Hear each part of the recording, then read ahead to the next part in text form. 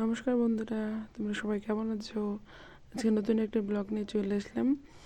ব্লগটা হলো আলুর চিপস বানানোর। এই আলুগুলো আমি রাত্রেবেলা কেটে সারা রাত জলে ভিজিয়ে রেখেছিলাম।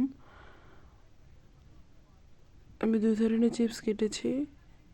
এই যে দেখো, এখন এগুলো আমি সিদ্ধ করব। এর জন্য হাঁড়িতে জল দিয়ে গরম করলাম। জলটা ফুটে উঠেছে, এখন আমি আলুগুলো দিয়ে দিচ্ছি। আলুগুলো দেওয়া শেষ হলে আমি একটু ঢাকনা দিয়ে ঢেকে রাখবো।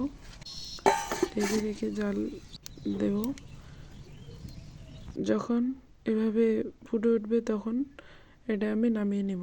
নামিয়ে নিয়ে এভাবে আমি টিনের মধ্যে শুকাতে দিয়ে দিলাম।